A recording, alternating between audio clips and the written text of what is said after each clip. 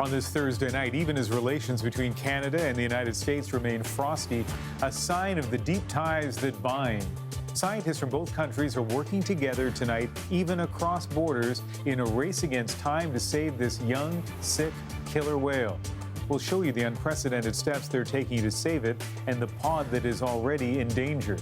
Also tonight, could the diplomatic dispute with Saudi Arabia affect how long you wait to see a doctor? And the Trump administration sets its military sights on the stars. But what's really fueling its plan to launch a space force? This is The National.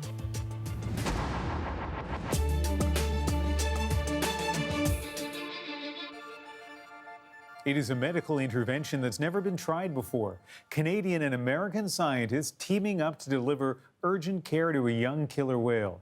As Briar Stewart reports, the very future of West Coast orcas could be at stake.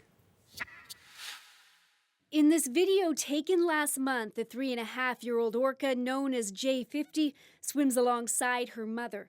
They are two of the remaining southern resident whales, a group that's critically endangered.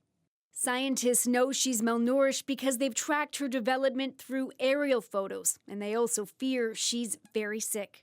At this point in time, we don't have accurate diagnostics. You can just sort of imagine the logistics of trying to figure out what's wrong with a whale from a distance, and a whale that you don't actually even observe that often. But there's a desperate effort underway to save her. Scientists from the U.S. and Canada are trying to take what's being called an unprecedented step. They plan to get as close as they can to the whale and use a dart to inject antibiotics, all while trying not to disturb the rest of the pod. We're now down to 75 whales in this population, and we just can't afford to lose another female from this population because they really are so essential. Over the past few days, the scientists were hampered by poor weather. What makes it more complicated is that these whales swim back and forth between waters in the U.S. and in Canada. While the Americans could move ahead with the antibiotic plan right away, if the whale was in Canadian waters, the scientists had to hold off until today, when the government issued special permits allowing them to act. Human intervention is something that we bring to the table only as a measure of last resort. We don't really want to be playing God with Mother Nature. Peter Ross is head of research with the Vancouver Aquarium. He says because the southern residents are endangered, governments have to be diligent about letting scientists get close.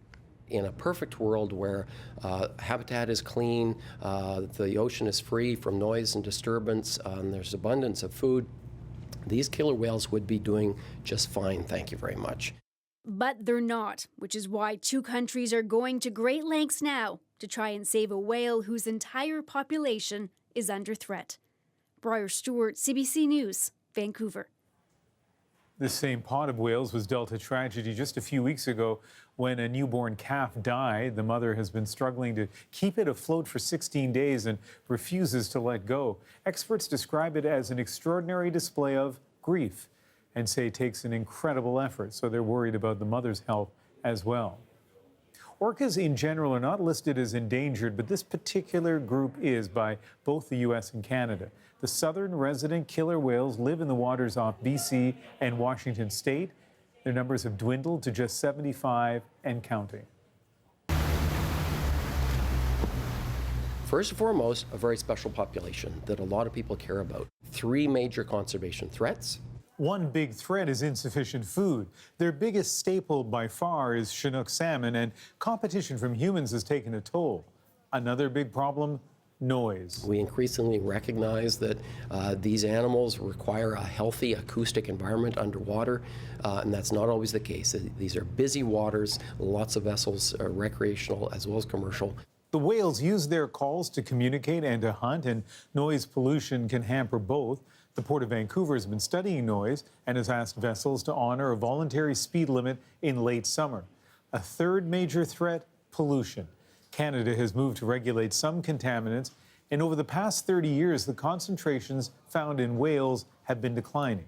That's good news, but these are persistent chemicals. They weaken the immune system.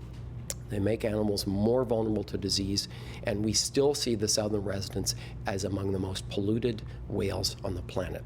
Another threat used to be the capture of orcas for display in marine parks. About 50 years ago, 45 orcas were taken from here, and about a dozen were killed in the process. That is no longer allowed. Here's a look at what else we're working on tonight. A lot of Canadians admit they've been in a car when someone is driving high. So what could happen when pot becomes legal in October? And what's really behind the U.S. government's big push for a new space force? We'll look for answers back here on Earth. First, though, the ongoing feud between Saudi Arabia and Canada and how it could affect your health care. For about 40 years, Saudi Arabia has been sending prospective doctors to Canada for their medical training, and the kingdom pays handsomely to do so. But now it is telling all its current Saudi students here to pack up and leave. And that means roughly 1,000 medical residents and fellows are suddenly being ripped from the Canadian healthcare system. Katie Nicholson sizes up the impact. Patients line the hallways of Hamilton General, clearly a hospital already under pressure. Conditions may soon worsen. Ultimately, it will put a significant strain on a system that is already significantly strained.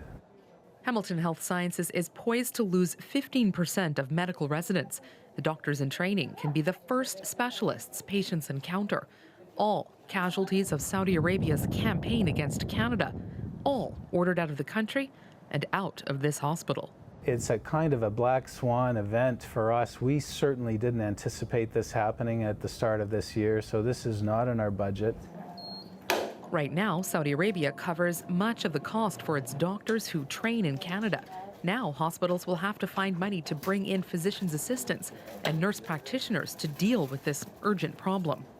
It's an unexpected blow throughout the country. There's no question. Kerry Bowman has taught Saudi medical students in Toronto for years. We benefit, and so does Saudi Arabia. So to a large extent, it has worked very, very well. So they're picking up greatly needed skills and bringing those skills back to the Middle East with them. We are receiving very high caliber doctors who are working frontline with our patients at no cost to Canada.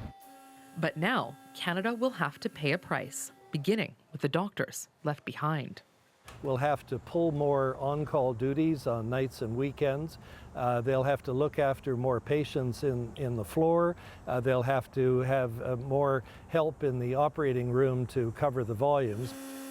Not that the Saudi doctors have it any easier. Their lives pulled out from under them. What we're already seeing is a certain degree of panic as these young people are trying to organize their lives and their families. Some of them have only just arrived in Canada, just signed a lease for an apartment. Maybe they bought a car and got their kids organized in school. So where will Canadian patients feel it when they walk into a hospital? In the short term, doctors say there may be longer wait lists for emergency care or to see a specialist, but they say the system will recover. Katie Nicholson, CBC News, Toronto. It's been 4 days now since Saudi Arabia started this diplomatic war against Canada for criticizing the country's human rights record over Twitter. While Arab states have rushed to defend the Middle Eastern kingdom, Canada is standing alone. Katie Simpson explains why our closest allies are largely staying mum. When Canada hosted the G7 summit, the Prime Minister stood alongside his closest international partners. But as Canada wades through a messy diplomatic dispute with Saudi Arabia, he's getting little public support from those same trusted allies. We have seen a weakening of the sort of solidarity that I think would have been taken for granted a few years ago. And that is a very, very worrying thing. This former British High Commissioner to Canada is disappointed the UK and the US are staying neutral in the spat. The British Foreign Office offered a brief statement saying Canada and Saudi Arabia are both close partners of the UK and we urge restraint. And earlier this week, the line from the US, Canada is on its own. Both sides need to diplomatically resolve this together. We can't do it for them. They need to resolve it together. In the wake of Brexit in the UK and the rise of Donald Trump in the US, traditional superpowers are stepping back from their international responsibilities. Anthony Carey says the lack of solidarity is a result of that shift. And I hope that this is just some rough weather that we're going through and that we can restore the strength of those relationships because it's a very worrying thing if we simply get into a world where it's every nation for itself. Canada would not be testing the strength of its allies, some argue, if it stuck to traditional diplomatic channels rather than use Twitter. The thing with Canada, their approach was undiplomatic. Behind closed doors, dialogue, communication, that's diplomacy. Tensions with the Crown Prince, who has spent money and time trying to improve his international image, are not easing just yet. But there are hints the worst may have passed. It was confirmed today oil exports from Saudi Arabia to Canada will not stop because of the dispute. And the freshly recalled Saudi ambassador to Canada said Justin Trudeau's comments yesterday were positive, though he was clear to say Canada needs to do more to restore the relationship. With the rise of nationalism in the UK and the US, diplomats say Canada may need to become comfortable with standing alone on the world stage, because that is exactly where it's likely to stay for the time being. Katie Simpson, CBC News, London.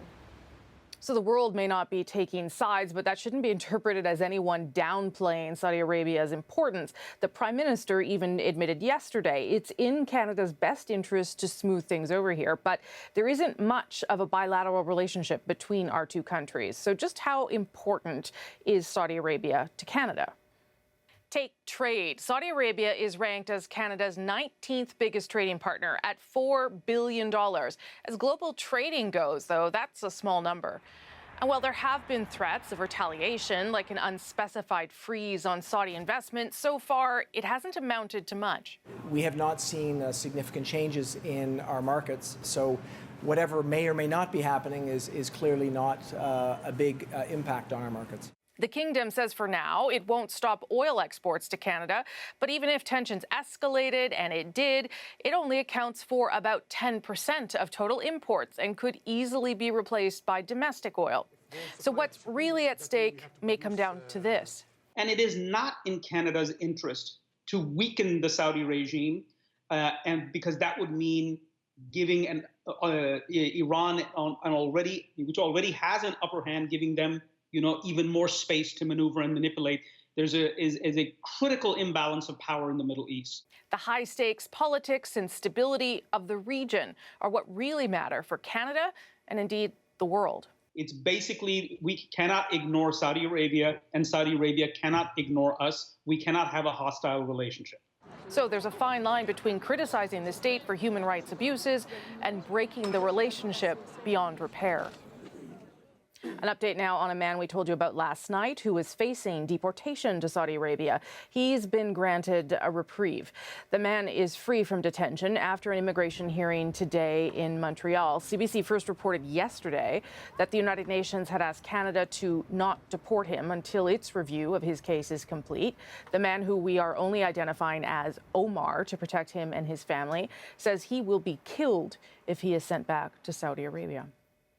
Let's turn now to some troubling new numbers about just how many Canadians are driving high. Adrienne, you've got that story. Yeah, Rosie, this is interesting. It's part of a new Stats Canada report, which is gauging cannabis habits as a bit of a baseline before pot becomes legal in October. And so of the pot users surveyed, 1 in 7 are saying they found themselves behind the wheel within 2 hours of using.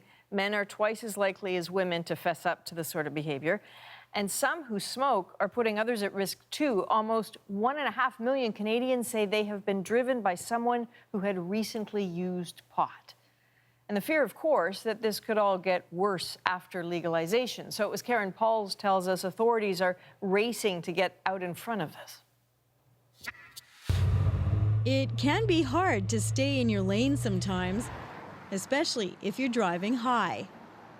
Mackenzie McQueen doesn't drive, but he's not worried about weed behind the wheel. Like a lot of people can function with it in their system. Even after recreational pot becomes legal, driving high will still be a crime. Groups like MAD are trying to get that message through, especially to young people. These are the most likely people that think they're safe to drive. And so it will increase the incidence of road crashes, deaths, and injuries on our roadways. It's already happened in places like Colorado. The number of pot-impaired drivers involved in fatal crashes has risen sharply every year since cannabis was legalized in 2013. New Canadian legislation allows police to demand a saliva sample if they suspect a driver is impaired. Bill C-46 also created 3 types of offenses for those who drive within 2 hours of consuming. In the most serious cases, like an accident causing bodily harm or death, a drug-impaired driver could face life imprisonment if convicted. We're expanding the training for the field sobriety testing and for the drug recognition experts. Some say anyone driving for a living should be subject to random drug testing. The trucking industry says it's already taking dangerous driving seriously, whether it involves alcohol, cannabis, distraction, or fatigue. Our concern, though, is that we share the roads with other users, and you know, we are not as certain about their practices in regards to cannabis use. With pot legalization fast approaching, Ottawa has launched a social media campaign warning people about the dangers of drug-impaired driving and the stiff penalties they could face. Don't drive high. Karen Pauls, CBC News, Winnipeg. So that Stats Canada survey is also painting a picture of the average cannabis users in Canada. About 16% of Canadians over the age of 15 say they have used in the last 3 months. That's more than 4.5 million people. More men than women reported they were users, and they tend to be younger. After age 25, the number of reported users drops from 33 to 13%. They would also probably smoke their pot. 86% said they preferred dried flowers to other cannabis products like edibles. And they might live in either Nova Scotia or Ontario. Those are the provinces that have the higher percentage of cannabis users than the estimates for the rest of the country. We are live on the National and watching several other developing stories, including new information CBC has obtained about a Nigerian man who died after an altercation with 2 border officers. It happened at the Calgary airport on board a KLM flight about to go to Amsterdam. The 49-year-old was being deported after his refugee claim had been rejected. In a hearing 2 weeks ago, he made it clear he would resist that removal, saying, "I still maintain that going to Nigeria is like walking me into my death." We don't know how he died, but Calgary police say they don't plan to lay charges. And the family of Colton Boushie has filed a civil suit against Gerald Stanley, the Saskatchewan farmer who was acquitted of murdering Boushie 2 years ago. The statement of claim says that Stanley negligently handled the gun, used excessive force, and failed to contact authorities quickly after the shooting. The family is also suing the RCMP for what they say was a warrantless search of Boushie's mother's home. None of the allegations have been proven in court. And in BC tonight, firefighters are battling an aggressive new blaze about 24 kilometers west of Kelowna. It's already charred around 100 hectares and is expected to grow. And further north, 2 major fires have merged into one. It is now 9,000 hectares. A local First Nation chief says 21 homes have been destroyed.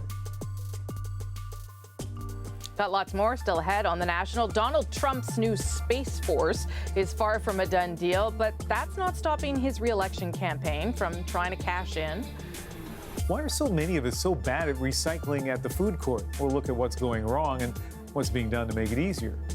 And 3 decades later, and that wound is still fresh. Tonight's moment is a moment that forever changed hockey in this country. Promised Mess I wouldn't do this. To see Mr. Gretzky weep, he was not alone that day, that is for sure.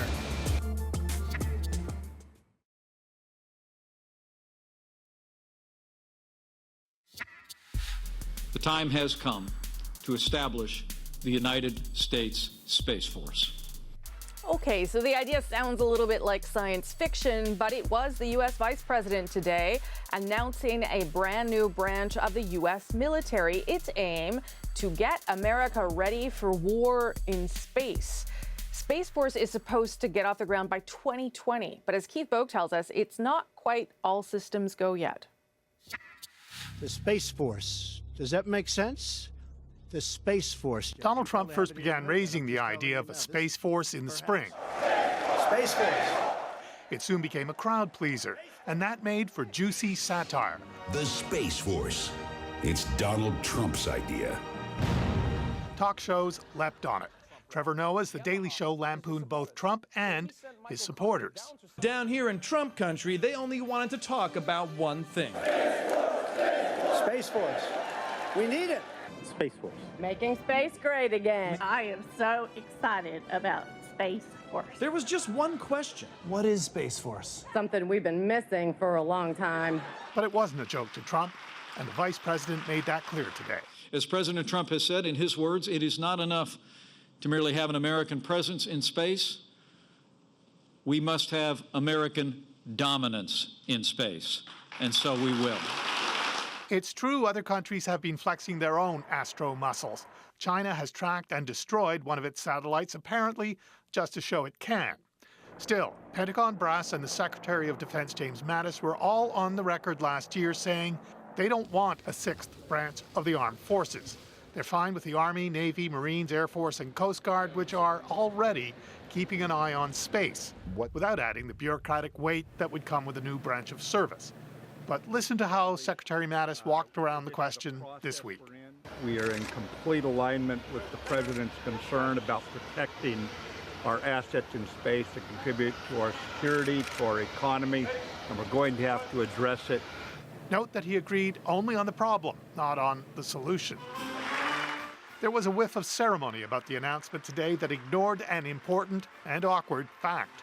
Congress would have to approve the creation of a Space Force, and an election that could change who has power in Congress is just a couple of months away. Keith Bogue, CBC News, Washington. Now, the campaign to re-elect Donald Trump immediately got on board all of this. It's asking supporters to help pick a Space Force logo. There are 6 designs to choose from. They're all sort of kitschy and futuristic in their own way. There's even one referencing Mars exploration. But once you click on your pick, you're then taken to this other page. And before you can vote, you've got to give the campaign some of your personal information. And tonight on The National, in an age when your past mistakes are just a click away, should Canadians have the right to be forgotten online? But first, the fight to keep food courts from becoming a wasteland. People don't want to spend time making waste decisions. They want it gone and out of their hands. You're eating mine.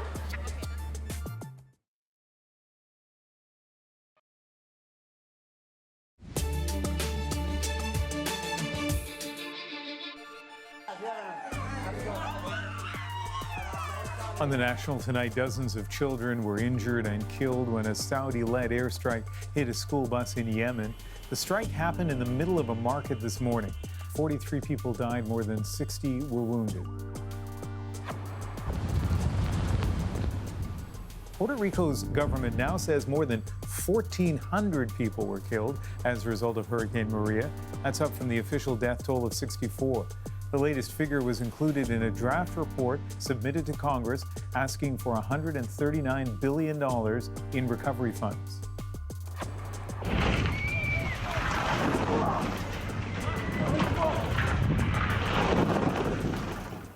And dramatic new video of an explosive mudslide in a Swiss alpine village.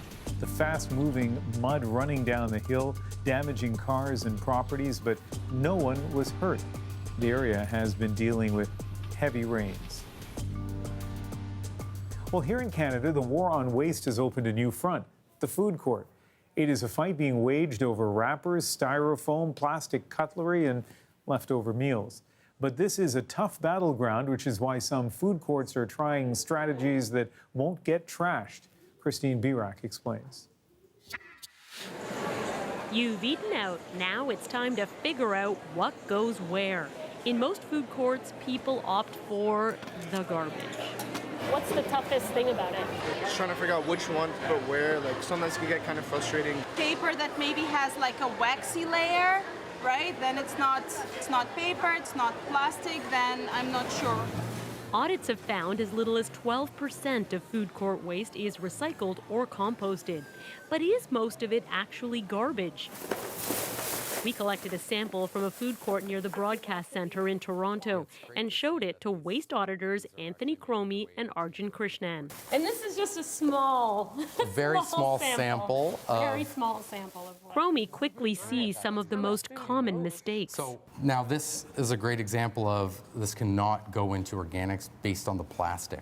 If the consumer removed these two items, then this could absolutely go into the organic stream. Okay. Bottom line, don't chuck all of it into either garbage or recycling. Separate everything. And remember, in food courts, styrofoam, black plastics, and these don't belong in recycling. Your standard coffee cup today is waste.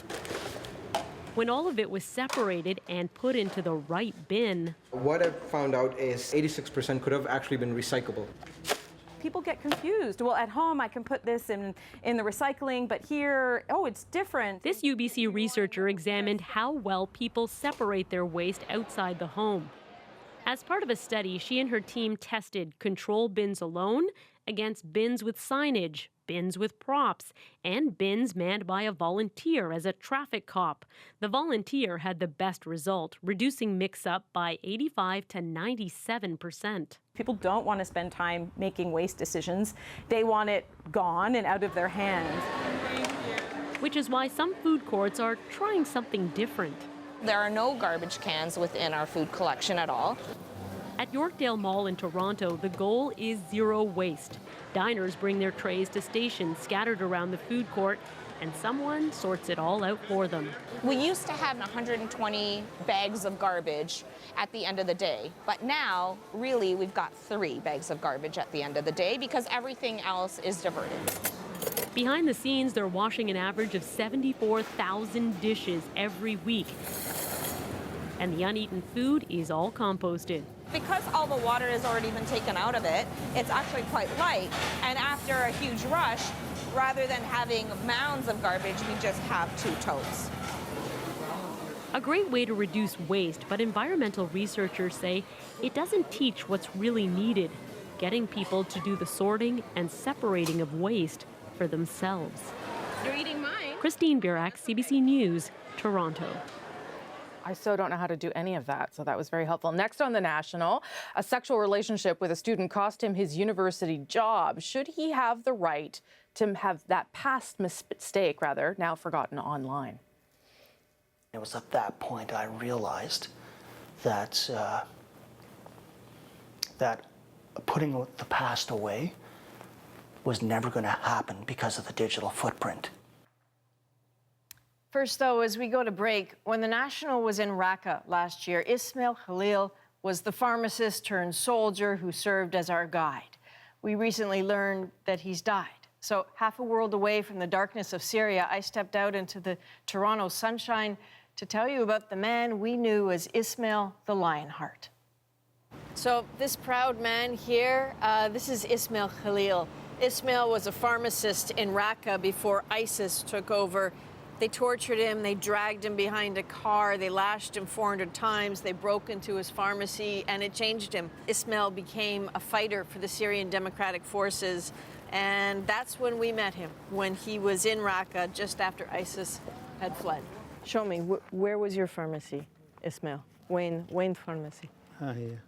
That one right there. We were looking for someone who could help us understand what ISIS had left behind. At one point, we went for a drive with him. We were looking for his pharmacy, and then he turned up the radio because he wanted to listen to this particular song.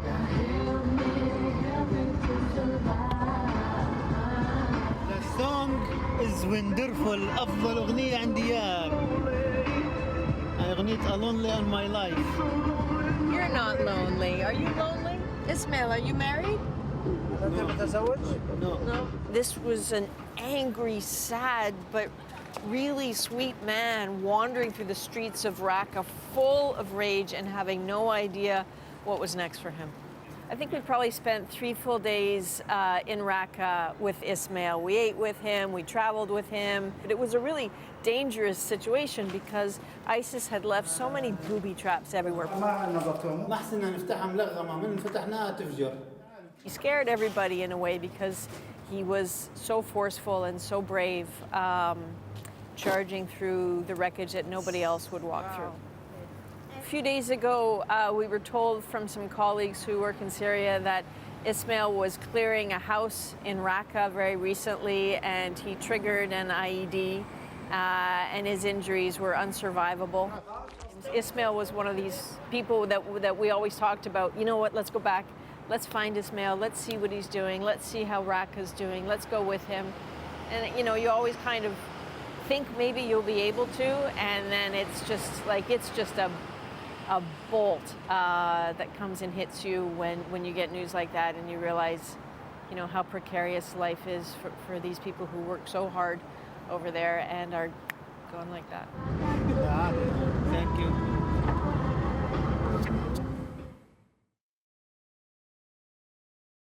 Go to Millwood and block this injunction. I've never seen anything like it. Why is your firm so interested in Millwood? I hope you haven't been listening to malicious rumors. My daughter is sick. It's tragic, but it's not your job to fix it.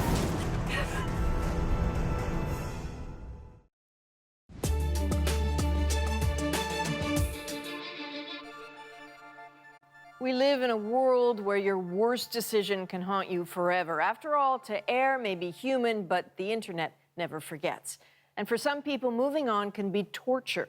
So let's revisit one of these sensitive cases. Nick Purdon looks at two people with a messy past they cannot escape. Decide for yourself if they should have the right to be forgotten.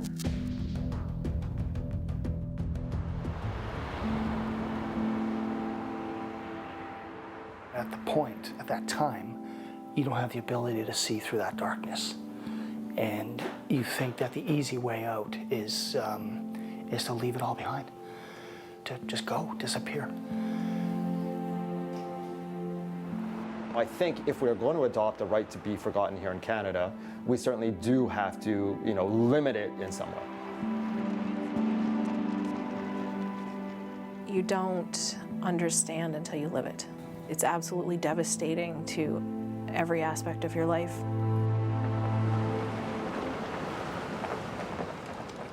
Think about just how much of our lives are online.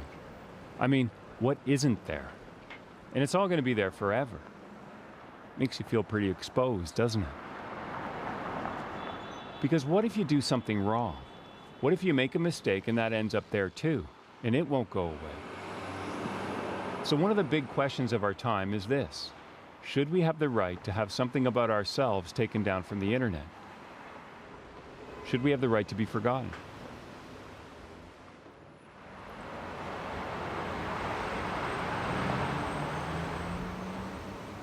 Mount St. Vincent University in Halifax. In the fall of 2014, Michael Kidd was a professor here, and it was his dream job. I wanted to teach. I love motivating people. I love giving them an outlet to share their ideas. But Kidd crossed a line. I made a really bad decision by getting involved with a student, a 38-year-old student, in a consensual relationship. And what that ended up doing was it led me down a dark and dangerous path. Fueled in part by an explicit picture of Kidd that ended up online, the story became national news. It was all over social media, too. I went out and bought a bunch of the thickest, blackest sheets that I could find. And I boarded up all of my windows, boarded everything up, not a ray of sunlight in there. Because I didn't want to see the outside world. I was scared. Kidd's relationship with a student broke university policy, and Kidd was fired. His career over. But he says when he really understood that the story was never going to go away was one night when his 9-year-old daughter was asking Siri questions on his phone. And all of a sudden she asked the question, "Who is Michael Kidd?" And it was like something slapped me and said, "Get over there."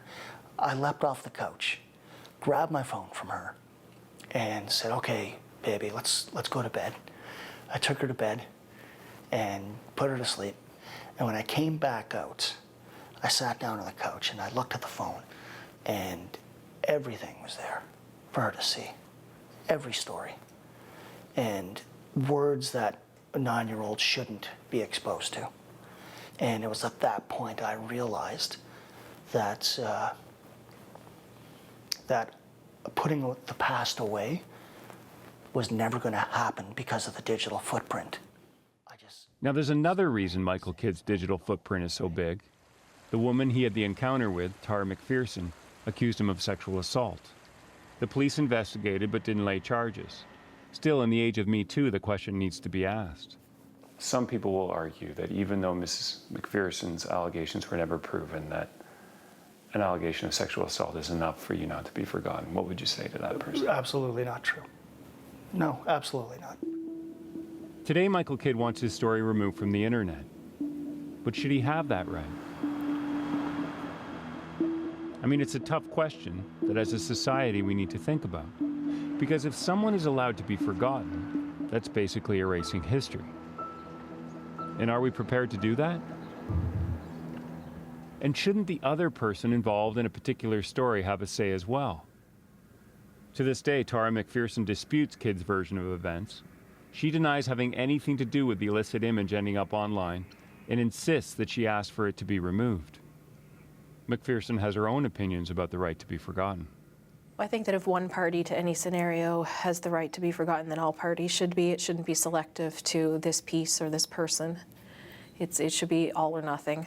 I think the story that has been presented in the media and online should be forgotten.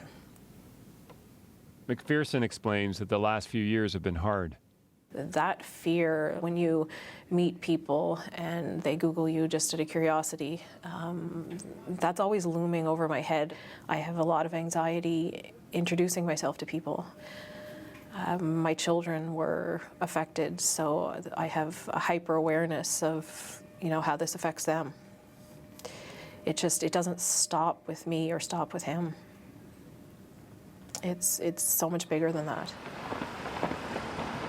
Now, if the bar to be forgotten online was just about how much damage has been done to people's lives, then maybe this is a slam dunk.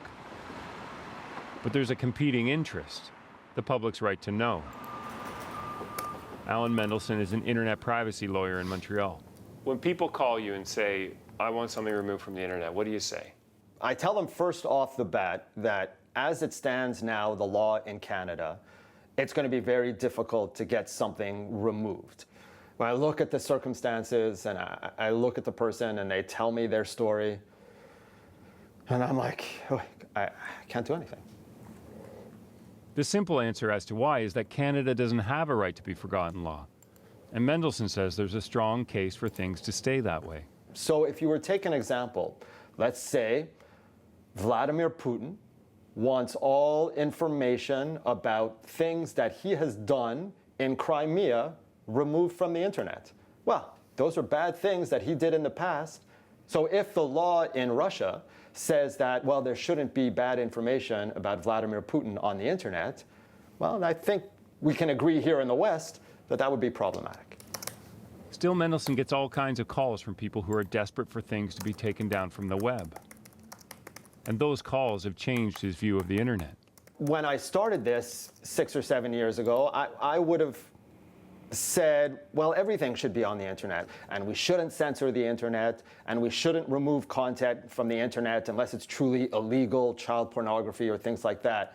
But having heard these stories and seen what it has done to real people, it's become much more difficult for me to have that opinion because I can see these actual real-world examples where people's lives have been destroyed. Like Michael Kidd's. The sexual assault allegation will hang over his head forever. And maybe it should, maybe it shouldn't. Remember, the police investigated and no charges were laid. I personally think that fact should be removed from the internet. You can't claim something now if something has been disproven or at least did not rise to the legal definition of sexual assault, by the authorities. So as a result, I would certainly support the right to be forgotten in those circumstances. In Mendelsohn's opinion, Michael Kidd's case meets a kind of legal gut check. But with no right to be forgotten law in Canada, that doesn't mean much. So what options do you actually have? Well, you could go see someone like Matt Earl. Realistically? Earl is the founder and CEO of a company called Reputation.ca. What are you selling?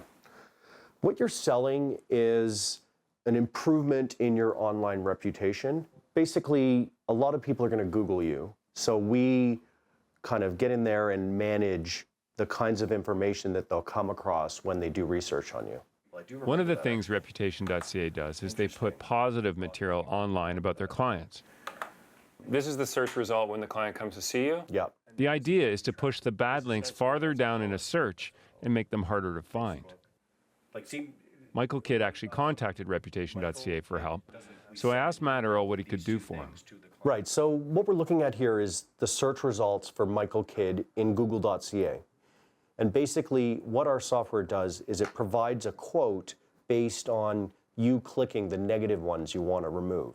This first one, obviously negative, we've got to click that. And immediately you'll see over here a quote. Right, to get rid of number one, $27,000. Yeah, and as you click more, you're actually going to add more cost, more time, more difficulty to suppressing those out of your top search results. So this is an incredible amount of work. This is a very difficult, very complex case. We're looking at 14 months, $2,500 a month, $35,000 to change this search result. $35,000. So if you have money, it seems you have a better chance of hiding things you don't want on the internet. And that's not Michael Kidd.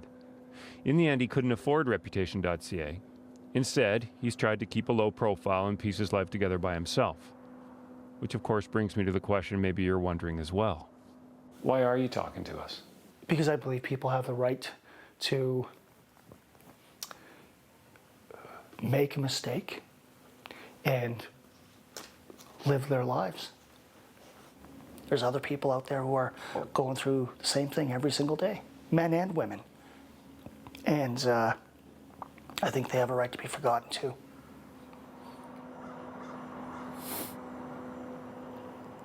Today, Michael Kidd works at a call center.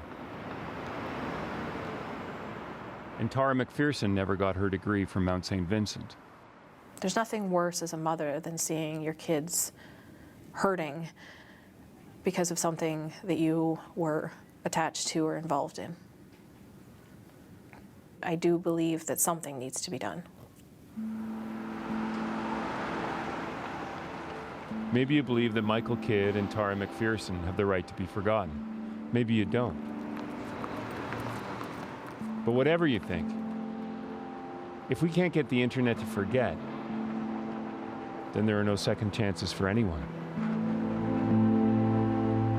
Nick Purdon, CBC News, Toronto. So we should mention CBC News does have a policy about removing online content. Sometimes we receive requests to take certain stories down, and generally we do not comply. The policy on that reads, our published content is a matter of public record. Altering the record could undermine our credibility and the public's trust in our journalism. That being said, there are sometimes exceptions. For example, when there are legal issues or concerns for a person's safety. Up next on The National, the Great One remembers the moment it all changed 30 years ago today. You know, it happened, it's part of life, it's part of history. It was just probably as much a surprise to me as it was to everyone else that it was traded, but that's part of sports. But first, a reminder about our newsletter. The National Today takes you inside our journalism every afternoon, goes deeper on the top stories, and highlights some stories you may have missed. Today, it was a closer look at Elon Musk's big gamble, his recent tweet saying he's considering taking Tesla private. Subscribe to our newsletter at cbcnews.ca/The National.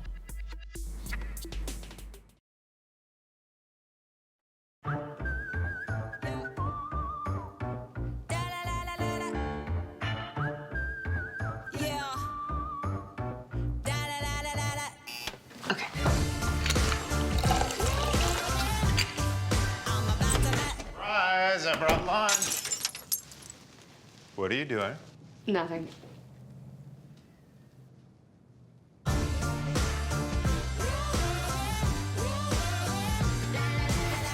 Stream hundreds of shows for free anytime with the CBC TV app.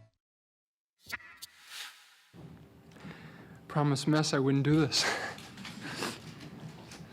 And now I'm crying. Okay, this will make you feel old. 30 years ago today, that moment still resonates, of course. Wayne Gretzky devastated while announcing that he was leaving the Edmonton Oilers after being traded to the LA Kings. Gretzky, of course, would go on to play 12 more seasons in the NHL. We're not going to cry for him. But people in Edmonton still remember where they were on that day in 1988, and their memories are our moment of the day. It was just probably as much a surprise to me as it was to everyone else that it was traded, but that's part of sports. I was devastated because I've been watching the Oilers since they started in 77, 78. We remember watching the TV. We were in an airport at the time because we were on holidays, and to see Mr. Gretzky weep, he was not alone that day, that is for sure. I remember when the news came out, everything stopped in our office, and there was a range from tears to anger, and it ended up being a very long night with not a small amount of alcohol. It's for other people to talk about. I don't really talk about it much. You know, it happened. It's part of life. It's part of history.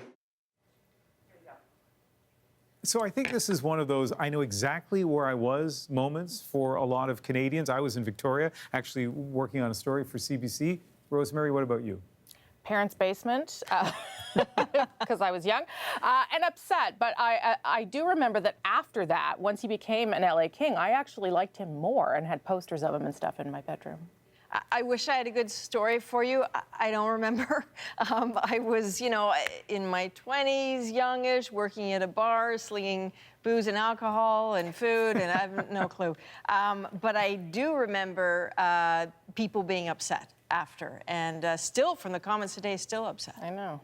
Well, Rosemary's experience is an interesting one, right? Because it wasn't just her who suddenly had this interest in hockey fueled by Gretzky going down. A lot of people in the southern United States felt that way too. By the way, Rosemary, you revealed earlier today you had a life-size Wayne Gretzky in your bedroom? You weren't supposed to say that. That was a secret just for you. It's possible it was just a crush that I had on the man, let's be honest. All right, well, listen, here's a footnote. After that trade, Edmonton Oilers went on to win one more Stanley Cup. Wayne Gretzky never won the cup again. There you go. That is the National for August the 9th. Good night. Good night. Night.